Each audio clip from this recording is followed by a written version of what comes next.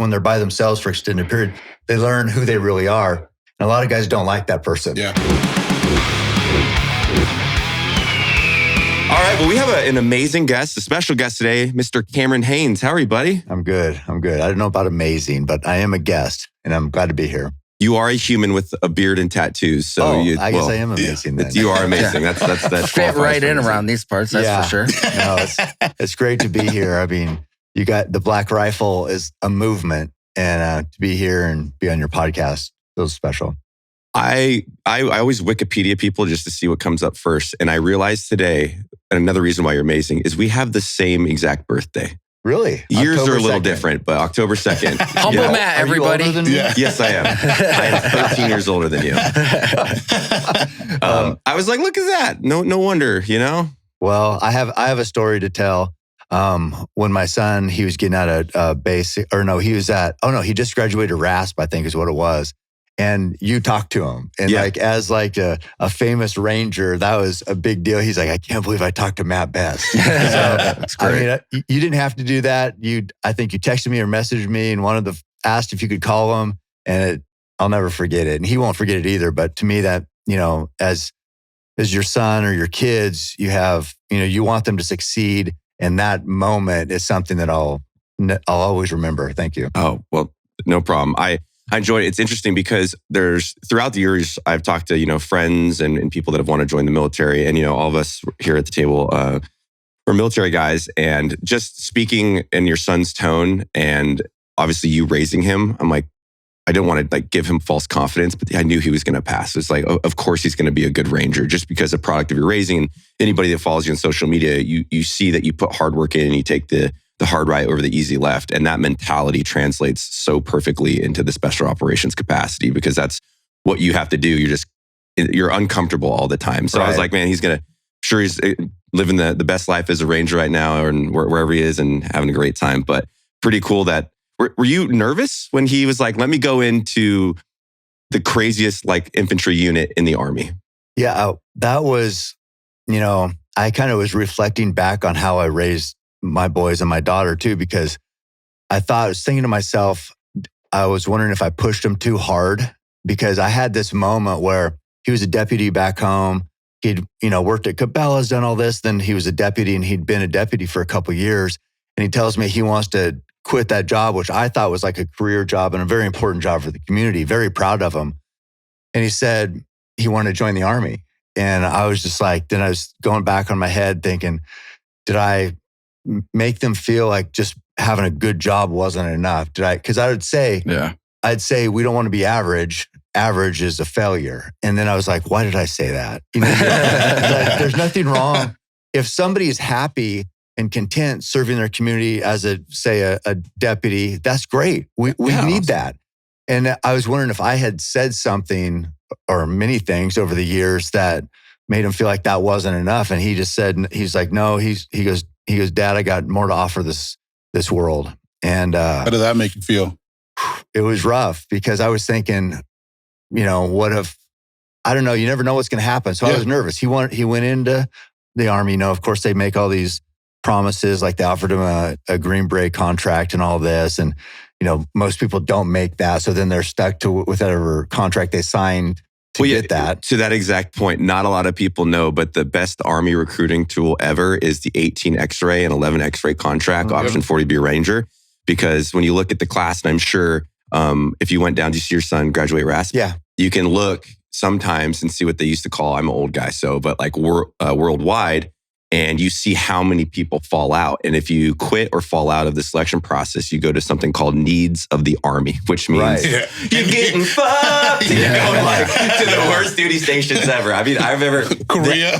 Dude. Worse than that. Yeah. But that alone, I know, is a motivating factor for me because I'd be like, wait, where'd you get orders to? And they're like, Fort Polk? I guess they reassigned me as like a oil specialist. I'm like, what is that even? No, no, thank you. So I'm not sure if you saw that, but the attrition rate in the selections can be pretty drastic. Yeah. So there's all these promises, and yes, it'd be great if you made this selection or a Green Beret. Yeah. But that's very difficult. Odds are you won't, even for him who I pushed a lot growing up. But so then I was nervous. I wanted him to be successful. He went in and he actually he was fine with it. Yeah. He didn't think it was, maybe it was, like you said, you were confident. I think that kind of came to fruition. He did well. His life had prepared him for that. And he's a good ranger. So, I mean, but yes, he would give the updates, or even going through when he went through ranger school, I was still nervous with that too. After each phase, he'd call me and as a parent, God, you want your kids to succeed so bad that, you're like, even if the toughest guy is still kind of waiting on the whims and just hopeful that it works out. I should have called you on the Ranger School thing, because the scariest part about going to Ranger School from a battalion aspect is if you fail, you get kicked out of the regiment. And so pretty much no one fails, because quitting is not an option because you lose your career. Right. So, yeah. So Cam, now looking back at it, do you regret anything that you told him growing up? Because everything you've taught him led him to that moment. Do you feel like you mentioned that you feel like you were too hard on him? Mm-hmm. Looking back now, do you take back anything you ever said? Both the boys. Well, yeah. No, it's true. It's just like you think about those things, like on a run, or you're in the mountains by yourself, and you're just then you are going through your whole life and everything you ever said. And there was some challenges growing up. When you push your kids, like I've pushed my kids, my boys, and it wasn't that I said, you're going to be the best in the world, no question. I just would say, I want you to give your best, and we need to stand out, and you have the ability to do great things. Kids, they're like, I don't really want to work my ass off today. You know what I mean? Yeah. And so we had a lot of battles during his basketball games and things like that, where I was like, why didn't you jump on that ball? This whole thing. It's like, but right now, you kind of live with the decisions you make. I've made a lot of mistakes, said a lot of things, but I'm very proud of he's my oldest son, what he's doing as a ranger. Then my middle son, super successful, and they don't hate me. So that's a good win. My daughter still talks to me. She's 18. So I never talked. I didn't push her like I did the boys, but she's more of an academic. And I just want her to be happy and be successful. And so all the kids are good. It's a long answer, but you guys kind of live with the mistakes you make. And right now I feel like it's worked out okay.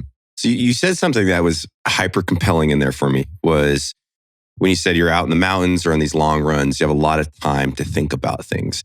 I found it very interesting. Logan and I and Evan, we went to Alaska, and you have about there just shy of 3 weeks, and you have no cell service, and there's a lot of loneliness and a lot of time to your own thoughts. And I forgot what that felt like. Right. And do you think that that's a large factor of why you are this athlete and you're always out? Does those moments of solidarity kind of motivate you because you have time to reflect, time to work through emotion and all these things that, we can't keep these darn fucking devices out of our face consistently. It seems like that's given you a pretty epic perspective on life, just having the opportunity to think about it so much.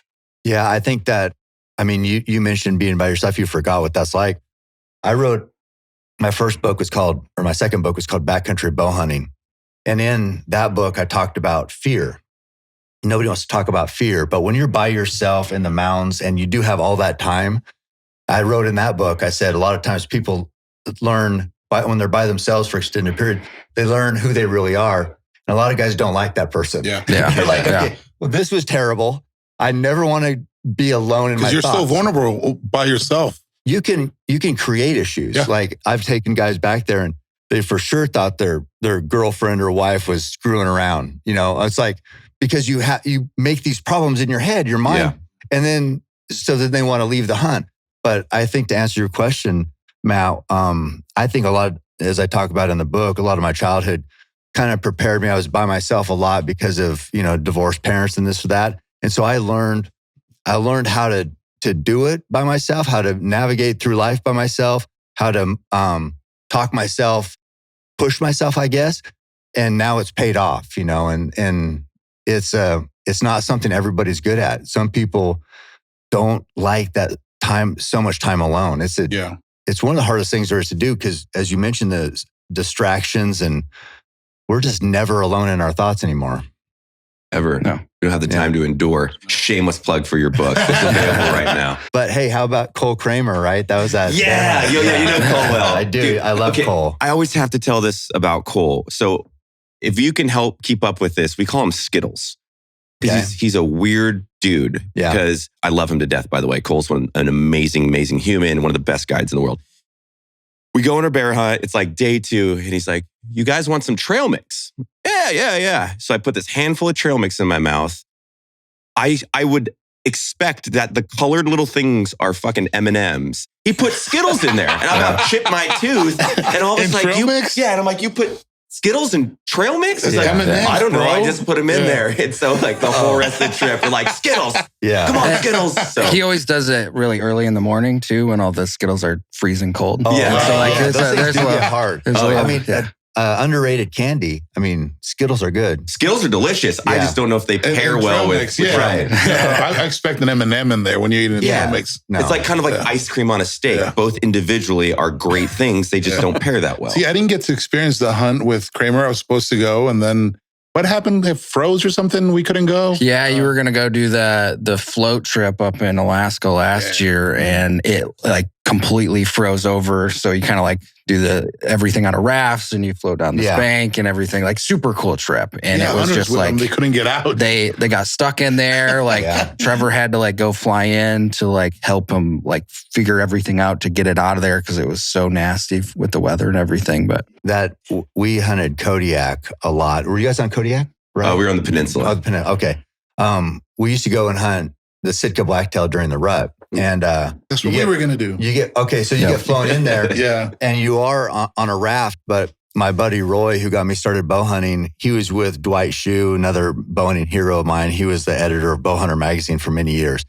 Anyway, they did this hunt on Sitka for Sitka on Kodiak late October, early November. The river froze up. They were stuck for 21 days. Oh man. 21 it's days. a long time, man. Yeah, just in a tent. And the pilot had to come over. I remember Roy told the story. Pilot came over, dropped food, and they're all like running out there thinking, thank God, hopefully he got us something good. Roy said there was a can of beets. Like, this isn't a recent buy. It's like he was hoping for pizza or for something. He gets a can of beets. Those bastards. Wow. Right. But that happens up there. That's one of the things that keeps people out of Alaska. It's not going to be overpopulated hunting wise because of the logistics and the challenge, and it's so wild. Yeah, it's an adventure just to get out there. Like the planes you have to take, the routes, the time it takes to do all that stuff. Like it's high mountain adventure. And not to mention, if you don't live there, like you have a schedule, like I can only go for 2 weeks and I got to get back to work. Yeah. Or I got to get back to the real world. And then, you're stuck there for 3 weeks. You're like, then you're fired. I'm going to get fired. I know. I talked about this too. Roy and I think our first time out there, the pilot, we were in a little Super Cub or something like that. So he brought the last load, or the last one of us. I think we had to take multiple trips. But he's like, what day do you guys want to come out? And he was like writing it in pen on his pants. So that's how he's keeping track of when to pick us up and where. It's like, are you going to wash those pants? Or are we good with this? I mean, is that all we got? But yeah, it's but that's the allure of Alaska. It's still wild and a different, even like that, even that part of it, let alone the animals in the country and the expanse. But that's the draw. That was like the weirdest thing for me is like when you fly over, right, and the planes, you're on like that last leg of the trip. Even when you see wilderness these days, there's still traces of humans. Mm-hmm. But when you're flying over the water, there's no oil rigs, there's no power line. It's just wild. And that was the first time ever I've seen that in the extent of what it was, of just miles and miles and miles of just nothing. And then you get into those valleys and you sit there like, man, this is God's country here, Well, it feels like you're on a different planet, which is one of the allures to it. But like, it's dangerous, man. Like, there was an army guy that was killed last week, I think. By a bear. Like he was, he was on a training op and he was killed out in Alaska. They were on base and he was scouting for the next land nav course that they were going to have for the guys. And him and another guy ran into a cave and there was, the sow had a cub with her and she attacked him, killed him, then attacked the other one, injured him a little bit, and he was able to get away, but the other guy was dead, which... Damn, it sucks. It does, because especially, you know how it is, being like, this is the dumbest thing that I've always had an issue with. And I kind of understand, but I don't, is you got service members on a place like that, and we can't carry on base because it's against whatever law. Mm. And you have guys in Alaska, one of the most dangerous places in the world. Right. And they can't carry a gun in the wilderness when they're, doing scouting or whatever it is that they're doing. And this happens, then something needs to change. But yes, you're right. It's a wilderness. And maybe don't give them an AR. Just give them like an old, 375 lever action. 500. Just, come on. Yeah. Come on. Like a little 44 mag on the there chest, you go. Yeah, like something. They probably hooked them up with bear spray, which with sow and a cub. No, bear spray's not going to do it. I mean, if she's really protective or really concerned about the cub, especially in their den, I imagine she's like run right through bear spray. Well, you've spent a lot of time in the wilderness, Cam. Have you had some shiesty encounters? Yeah, I mean, up there, I was thinking about that. You mentioned ways to die, and of course, this thing. But I had the super tough guy we'd hunted down here in the lower 48 a lot. He went up and he filmed Roy and I. We were hunting brown bear with our bow up there, and in the Alaska range.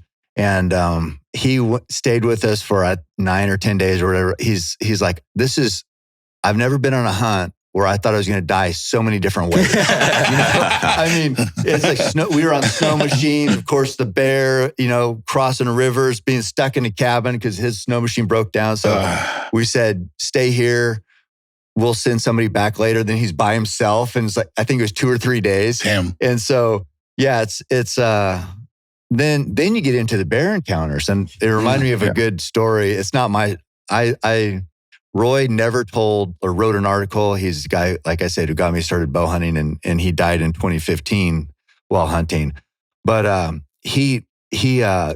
would always tell his stories because he wouldn't. I'd write articles about him because he wouldn't, and he was just like live these amazing adventures. Well, there's one.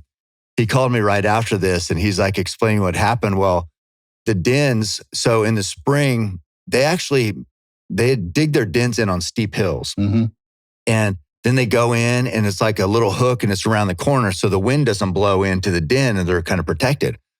Well, Roy was watching this up where we had been hunting. I wasn't there on this hunt, but he was watching this and he's like, saw a den, a bear had come out. Obviously you can see it's, a dark spot. And it's like he could see the trails. And he's like, what? I want to go up there and just, they washed it for a couple of days. And he's like, I want to go see what that den looks like. So climbed all the way up there, just had a shovel and making footholds and got all the way up there and looked like the tracks. Nothing was fresh. The bear had been going in and out and thought that just left and missed it. So you can probably anticipate where this story is going. But he said, I want to look in the den. Oh, so God. he gets up there. Yeah. The flamethrower. Yeah. I know. He gets up there and he's like looking and he can't see. His eyes are kind of adjusting. And then he like looks over to the right and he says, there's eyes staring back at him. This big boar. Jesus. And this thing launched out and Roy went flying out and he had the shovel and he jumped and there's a guy with him that had a 375 and he hit the guy in the face with the shovel. There's blood all coming down and Roy goes sliding down the hill and the bear stops on the edge, the lip of the den, and Jeremy, who he hit in the face with the shovel, he had that 375 and he just did from the hip, boom, and shot this bear as a 10-foot boar, folded it up like a duck, just went right to his shoulders. And it went over Roy, sliding down the hill. Oh my God. And was dead. And it was a giant boar. And he didn't know. What? Oh no, he thought Roy was still thought it was still alive? No, he knew. Okay. But he thought the den was empty. But yeah, all that happened crazy. And he actually have reception up there on the top of the mountain. He's like, dude. So anyway, it's all about the story, right? Yeah. It's like, are you living a life that where you can tell stories? Do you have a good story? And that's what Roy did all the time. That was one of them, but a million of them. And we had so many bear stories from Prince of Wales. One time we're blood trailing this black bear. Bear starts coming in the middle of the night. We thought the bear was going to be dead. Bear starts coming. Roy's behind me. He pushes me towards the bear and takes off. And so we both get back there. And it's like, it was a different bear. It wasn't the wounded bear. Some other bear coming in. And I get back in there and I go, dude, I said, did you push me to that bear? And because it's just like a reaction. Yeah. He's like, you had the bow. It's like so many It's just, you never know how you're going to react and stuff like that. But being pushed in the back towards a bear, I'm like, okay. And you can run. Yeah. That's a survival instinct. Does some weird things sometimes, you know? It does. I did the same thing at Prince Wells. Not the same thing, but we were hunting for a sick deer. And, or was it black? I can't remember. It was like a deer.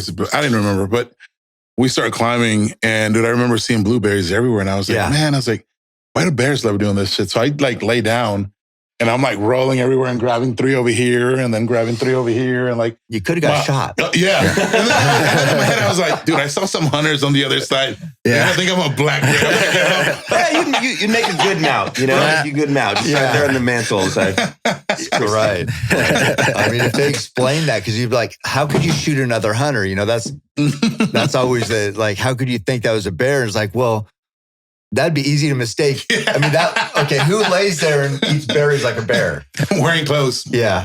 Because you've hunted probably the entire world in the good hunting spots. Like, is there one specific place that you I know you're speaking about Alaska, but is there just one specific place that if you had, someone said you get one more hunting trip, that's it? Yeah, it'd always be elk with my bow. I mean, that's just when I first started this whole journey bow hunting, it was to go after elk with a bow. And so that's been from 1989. That was my first kill, was a spike bull with my bow. And that was always, you always dreamed of, you'd see the guys then have like a 6-point bull elk silhouette on their belt buckle. And it's like, if they were an elk hunter and actually killed a big bull, they were, elevated like a god, And so that was always the goal, is kill a big bull with your bow. So that'd be the one if I had to choose.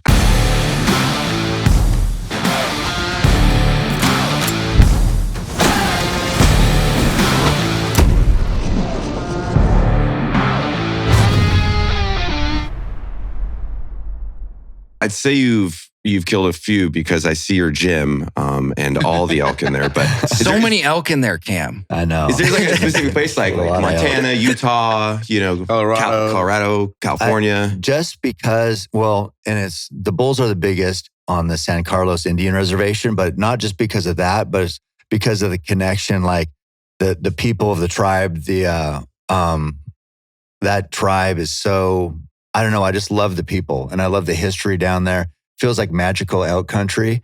So I don't know. I think San Carlos Indian Reservation for a lot of different reasons, but the big bulls are amazing. Cam, what was that spark for you that got you into archery hunting? It was just Roy telling me, I love to hunt. It just felt like I would just go out in the woods and I'd feel like, I've told this story before, but normally in everyday life, I was like at the bottom of I had nothing going for me. I was just drinking, part-time job, didn't know anybody, but I felt like I was could be pretty good at something. If I was hunting, I felt like I was having success. And then bow hunting took that to another level. Then all of a sudden I was getting some positive feedback because I killed a bull with my bow my first year. Yeah. And so then it was like this spark, like, I've felt like a loser for a long time. And now I feel like maybe not so much of a loser. And it just started that path, and that path gave me confidence. I would have success in the mountains, and then that would translate to my regular life. And then I'd, kill a couple bulls and learn more about myself in the wilderness. Then I'd come back, and I never put it all together, but people were listening to me more. It's like the guys kind of respected me. So at work, they made me a lead because it's like, well, for whatever reason, the guys, they'll listen to Cam. He can lead them, do whatever. But it's all part of that whole. Yeah. Bow hunting was the crux of that. I mean, that's a fair thing. I think that's a lot of the times that we have challenges in like reassimilating into civilian life after the military is finding that orientation of our energy and the purpose in life that you truly need. And so oftentimes there's like a how-to book written by people that aren't like you to tell you what you should do after service. And bow hunting is a good example for you that, you found your thing, and then the consequences of finding that purpose and going to hunting developed you to be successful in every facet of your life. And I think more people need to go out and live life, go on a long run, shoot a bow, go hiking, ride a mountain bike, just to find what it is. And once it clicks, I mean, life will never be the same. And I look back on, everybody told me not to be an entrepreneur, and I took the risk financially. I risked a lot in my job, and what the outcome of that is to be able to sit in a room now and talk to epic people, epic friends, and none of that would have happened if you don't take a little bit of risk in life. And I think that you're a perfect example, in the books you've written, Endure as well, that just came out, is an example of chasing life and living it and not just fucking existing. And I really appreciate you for that. And I see how much you motivate people on social media. You'll never get me to fucking run over 10 miles at this point in my life. But God bless you, buddy. Walk them, but not run them. Yeah. I hear you. And that's really the point to the book. The book isn't necessarily about bow hunting or about anything. It's just about finding that thing, the passion, finding whatever moves you and just giving it all you got. And who knows where that leads? Like I said, you couldn't tell me in this small logging community that I grew up in. It's like, oh, well, you could be a famous bow hunter and you could, be on Black Rifle podcast and meet all these people. And it's like, no, there's no way that is even realistic. But if all I did was just continue to do what I loved, my passion at the highest level I could, and over time that level increased, I changed as a person, and then here we are. But it's all, and I saw this kid that was in San Diego before I did Jocko's podcast. He was down there fishing on the beach there. And I was wondering to myself, what if that kid somehow he loves fishing, and maybe he was going to ride that passion to something amazing. And he could. And it's like, if you would have looked at me at that same stage of my life, you'd have seen me looking like, definitely nothing special, some beat up truck that I wrecked because I was drunk or something. And you'd say, this guy's going nowhere. But you chase that passion, give it everything you got, and who knows? That's the point to the book. I love it. Well, it seems like, too, you approach everything with this like unfathomable work ethic. Mm-hmm. And shout out to Tom Devin, our co-CEO, because he has this saying, and it always rings true to me. I think about it almost every day, but it's the way you do anything, or the way you do one thing is the way you do everything. Yes, right. Exactly. And I look at you and what you're doing, and like, dude, you just never stop. Like, it's almost exhausting watching you and the way that you go forward about stuff. But I don't think people know that with all the running, all the hunting, all the preparation, like you were also working a full-time job this whole time. I don't think people knew that you were doing that on top of it. And it goes so far to say how much work ethic has to do with success, and your story in particular. Like, how are you doing all this? Like, what does it take to like put that amount of effort forward? To me, I just have never felt like I was naturally good at anything. So I just felt like, no, seriously, if I felt like if I didn't outwork everyone, nobody would know who I was. So all I had to give, I didn't have intelligence, money, power, any of that. I'm like, well, I can work as many hours as you'll let me. So I worked at a warehouse, and I'd just be like, I'd work sometimes 16 hours a day. It's like, this is all I can do. All I can do is throw work at it. So that mindset has carried over. That's all I know to do, really. That's the only outworking people more talented is the only reason I'm sitting here. Yeah. And you reminded me of one of the greatest messages I got. Somebody, trying to talk shit to me and said, what I'm doing is too much. I'm like, too much? For who? Yeah. For you? Yeah. For you? Yeah. So it's like, that's good. I'm sorry you got tired watching me on Instagram. Yeah. I want to be doing too much. Yeah. Because what's the downside to that? Yeah.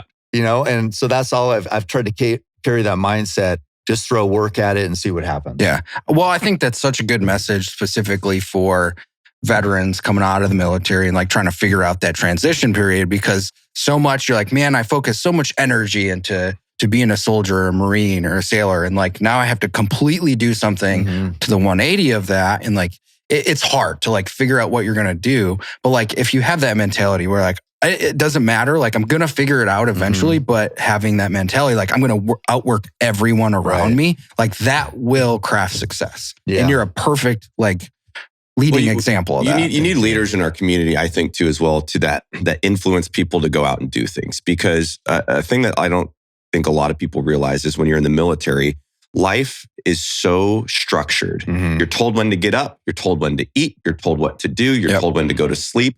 and then you go get drunk and have fun, and then you're told when to wake up and go to PT. And it's this ever cycle of just the same repetition and not necessarily having to be solely responsible for what you're doing and the actions that you want to participate in. And then people get out and they don't have their platoon sergeant or squad leader to tell them what to do.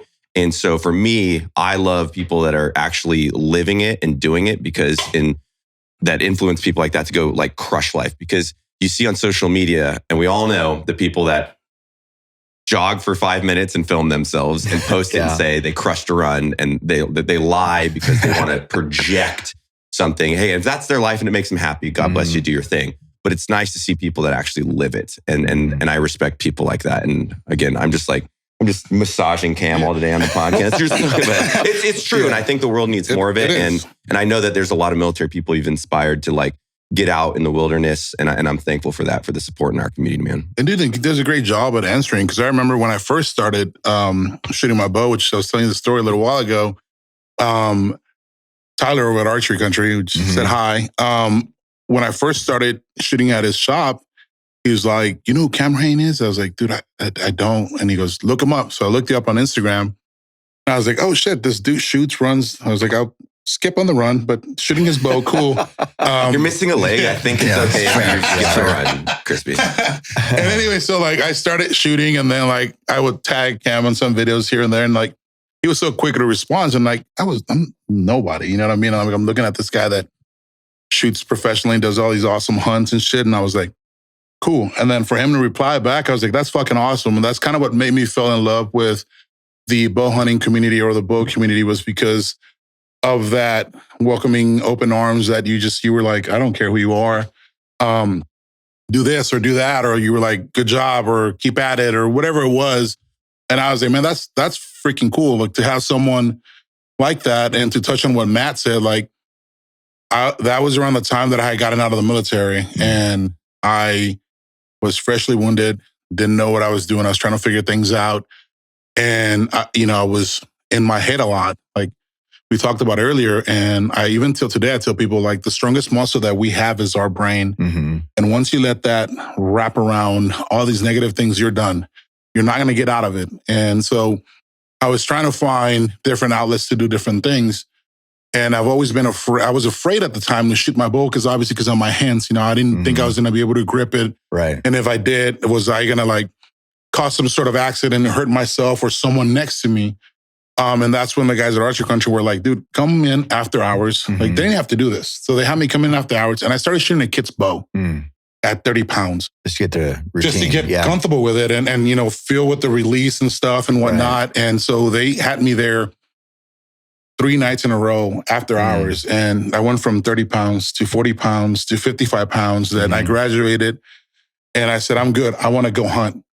And a friend of mine called me. He goes, dude, I have heard of bison that I need to bring down a couple numbers. And I'm like, I'm down. And he goes, cool. Oh no, I have to shoot a bison to make bison burgers. My whole family is so awful. Yeah, my first kill was with a kit's bow at 50 pounds. Really? On a bison, and clean pass through. And then after that, I was hooked. And I've spent, I don't know how many hours at Archery Country just like learning about arrows and, just everything that I can get my mind wrapped around it. And it helped me a lot.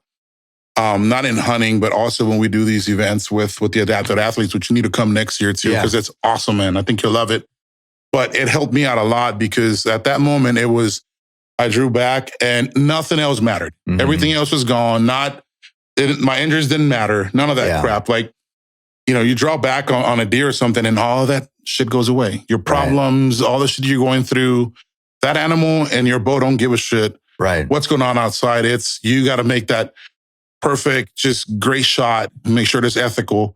And it just takes your mind off of everything. And I find it very therapeutical. And I freaking love doing it, man. And I've kind of got into that mentality of you when you wake up before you go to work, you're in your backyard and you take a couple shots. Dude, I do the same thing. I get out, shoot a couple arrows, make some coffee, and then I get the day started. Like I thought Cam meant shots like whiskey. So I've been taking 2 shots in the morning and I couldn't keep up. It's with your bow? Well, you did that beforehand. Right. To be fair. It keeps my hands steady. That's just muscle memory for you, bro.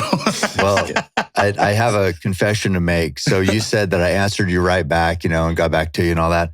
So I don't do that with everybody, but I don't look at you guys. To me, you guys are like on this other level. And so when you send me a message, it's like, you're somebody who I respect, because of what you've done to the country, for the country, the sacrifices you've made. So I'm not answering everybody back, but I'm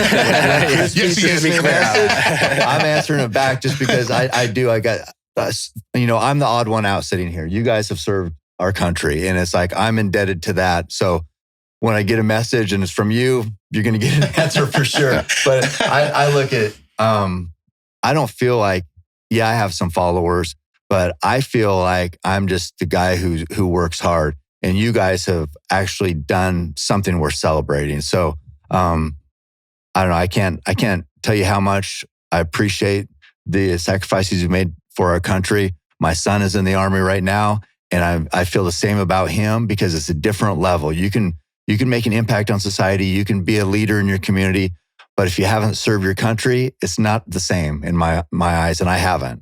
So I really appreciate you guys. Well, I think, sharing your experiences so that can be shared with our community, is super great. And like, we've been pretty big proponents of the whole archery thing over the last couple of years here. And like, you can see how like, I love these things that bring us together, and we can celebrate each other's life endeavors through a mutually shared experience. And like, archery is so great because it ties back to everything we were doing marksmanship wise in the military. And your shooter's checklist, all that stuff. Right.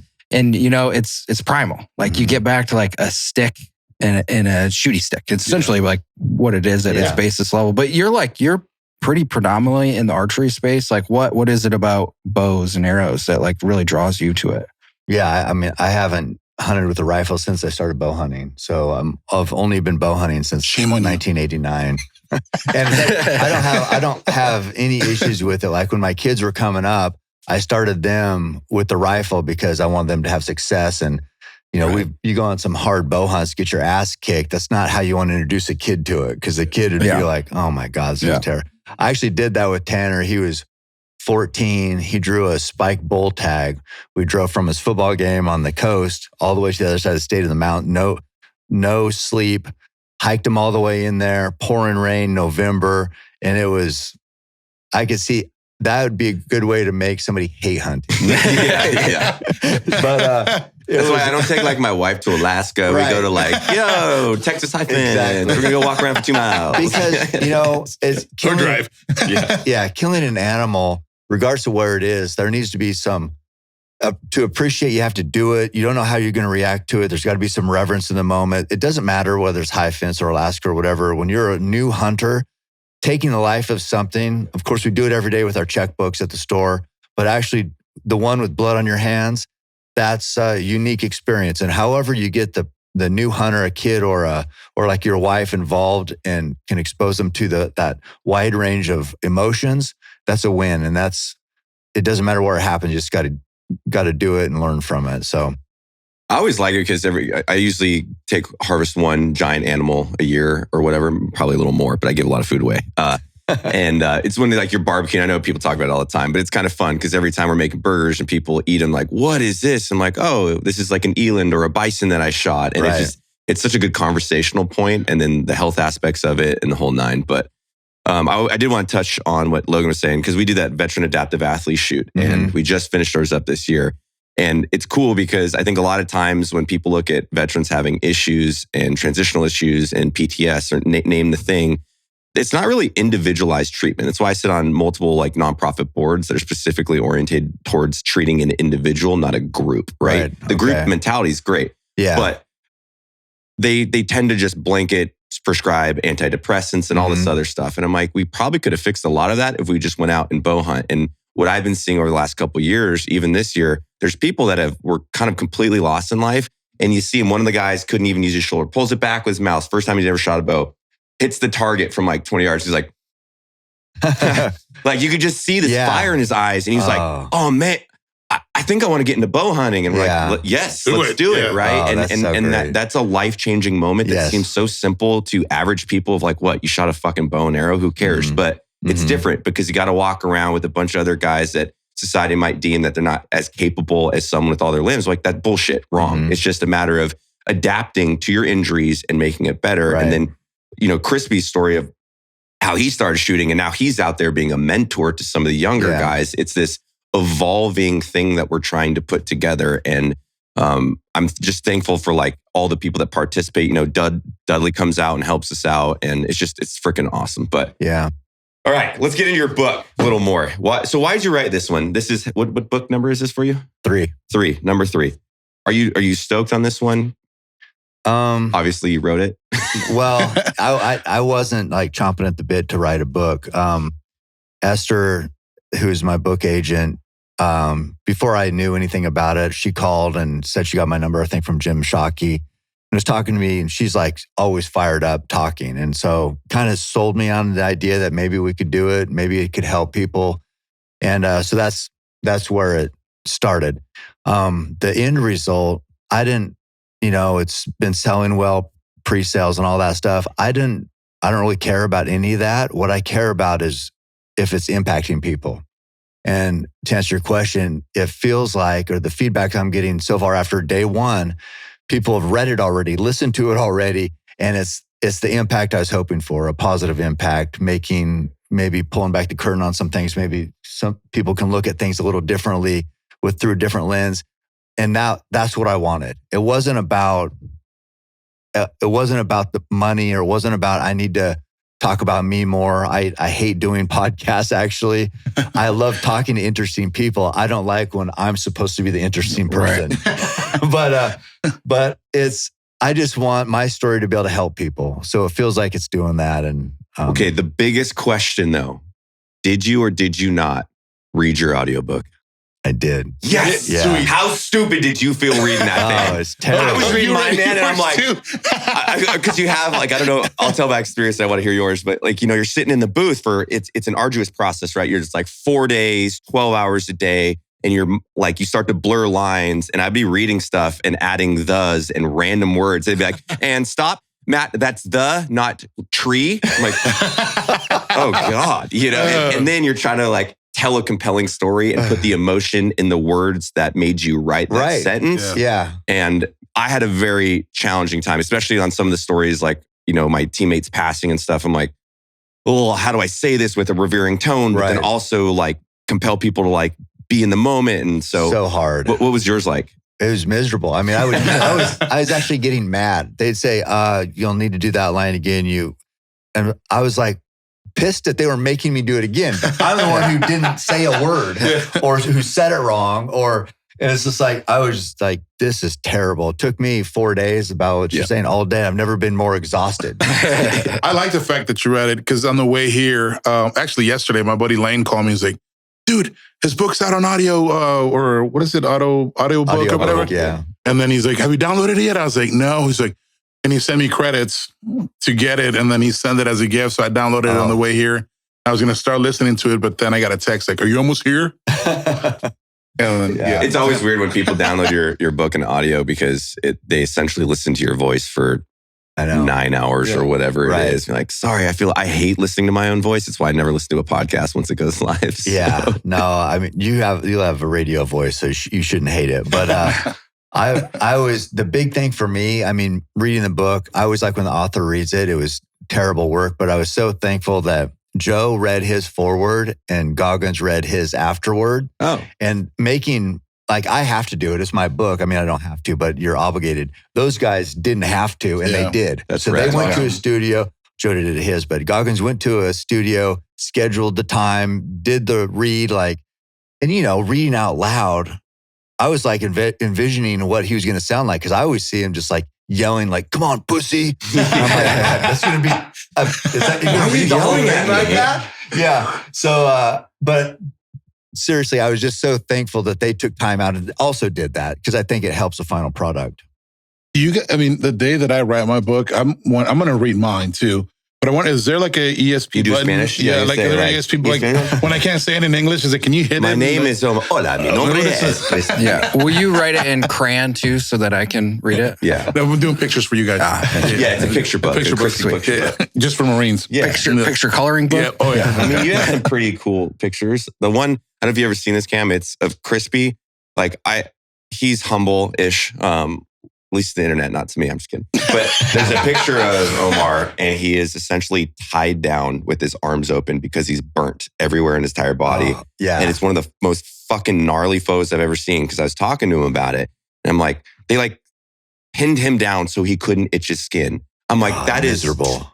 A prison on planet of get fucked. Like, no, thank you. So that's why when you're always like, oh, I get past my stuff, I'm like, people don't really realize, and I say this about Chris sometimes, but like having certain injuries, like a gunshot, yeah, you get over it here, but having burnt skin, it never ends. And we were talking about in the podcast the other day, I think when Tim was here, but it's inspiring to say the least. So you need to write a book is my point, because I want to read that son bitch. You do. Maybe. I'll help you. Okay. Done. You know? Not Logan, though. He's a Marine. He's not all right. Got a lot of life to live. Remember? Yeah. Yeah, your story definitely needs to be told and worth telling, and I think could inspire a lot of people. No, I appreciate that. Well, Cam, I want to say thank you so much for coming on. Congratulations for your book. I'm sure you can purchase Endure anywhere books are sold. Yes. If you're out there listening, we're going to drop this soon. If you buy a book at a local bookstore, it's better for the artist. I will say that because you probably don't want to, but you want the story out there. I know you have a very compelling story. I'm really excited I'll probably listen to this because I like listening to books on the drive. So thank you for coming on. Thank you. Congratulations and keep crushing it. You're an inspiration to all of us. We love watching what you're doing. And if we can ever support, please let us know. Thank you. Yeah, and when can we go hunting together? That's all I I know. I'm getting into it. Come on. Bear up at Rivet's Bear Camp would be pretty fun. Yeah. Let's go. I'll carry the bear out and you, Cam. Let's go.